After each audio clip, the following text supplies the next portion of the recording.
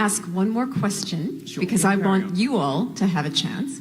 And I'm going to ask it of Julie. So, Julie, I wondered if this would be a good moment to ask you to clarify what you had in mind when you said that men should be put in camps.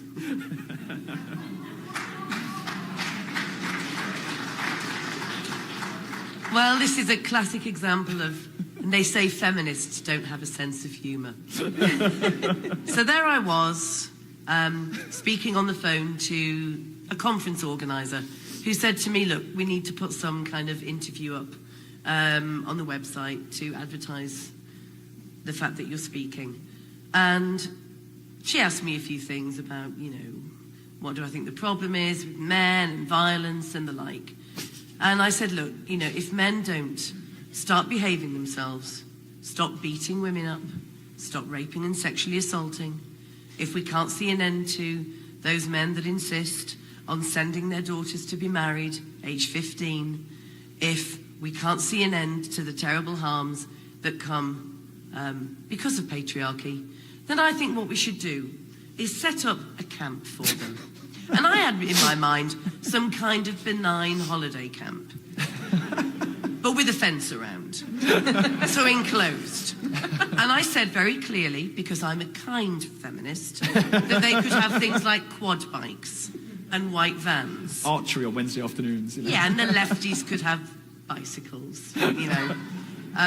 And because they'd all be in there. I mean, you couldn't just pick the bad men out, because men lie about that they're nice and things. Anyway, there's always a crime you've committed, even if it's a thought crime, isn't there?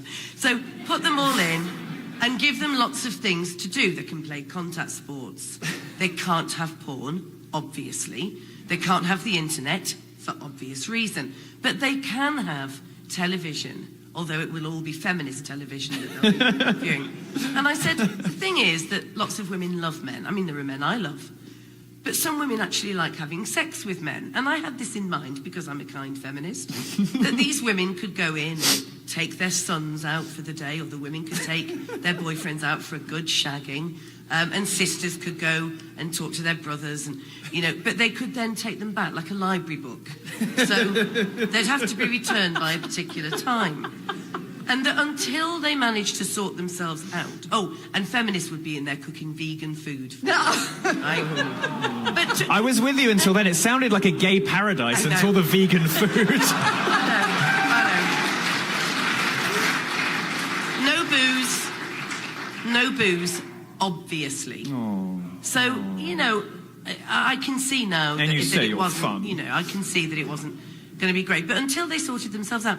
Anyway, within minutes of this going up, all the men's rights groups, all of my enemies, anyone with access to YouTube, anyone with his spermy little hands, you know, deciding to do his own little, you know, selfie video. That's misandry for anyone paying attention.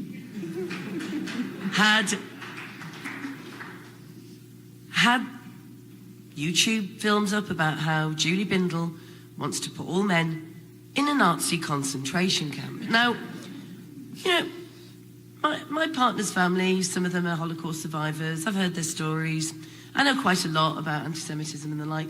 And I figured that I didn't realise that in Auschwitz and Dachau that they had quad bikes and that they could be taken out for the day and be cooked healthy vegetarian and vegan food. So I figured that they'd exaggerated very slightly. And then, of course, I remembered that I'm always compared to Hitler. It's never some mid-range dictator.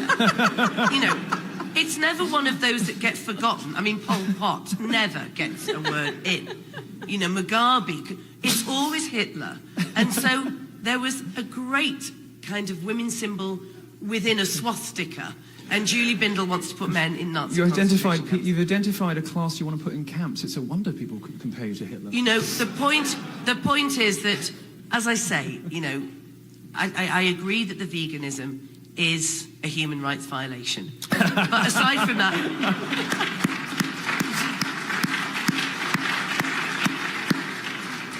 So we would like to invite questions from... Can I respond to that? Oh, okay. Just to defend Julie. Yes. I'd like to defend her. First of all, like I said, get rid of the vegan shit, and I am in. I'm in. What bike or white van? Yeah, no, well, I think if there's I think if there's a sex that deserves to be put in camps, I think women would be happier on their own. But I want to defend you and you said the word humorless. If I'd said something like that, people would have laughed it off. The fact that Julie said it and got a lot of nonsense, I think, shows how the modern feminist movement, and in some cases the modern men's rights movement, when they are at their worst, the best ones are great, but some of them, you know, just like feminists, you know, can be awful. Do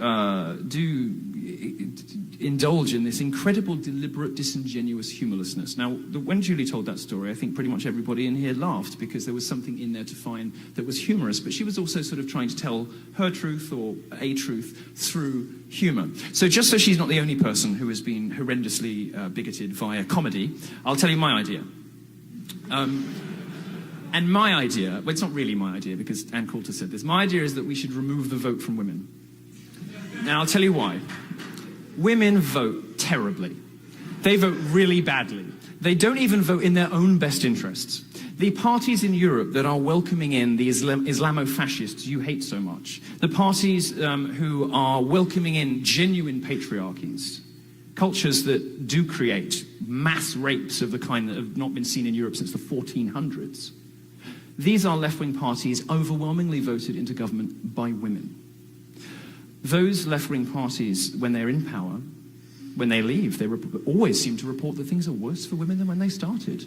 Well, maybe it's time for conservatives to have a go. Milo, there's one problem with your idea, if I may. Yeah, sure.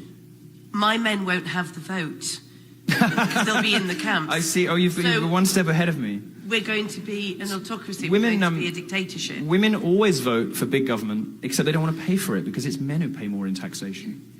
They always vote for more services, but they never want to pay in. I thought men didn't earn more than women. How are they paying? Well, they pay more in tax. They always want to indulge themselves on the public teat. Women overwhelmingly work in the public sector, whereas men don't. Men overwhelmingly work for themselves. Women are much more likely statistically to work for somebody else. They don't want to put in, but they like to take out. So they vote for terrible policies, and they vote for governments that promise them the world. They vote for progressive governments who just want to do cash giveaways. They vote terribly, and they don't even vote in their own interests.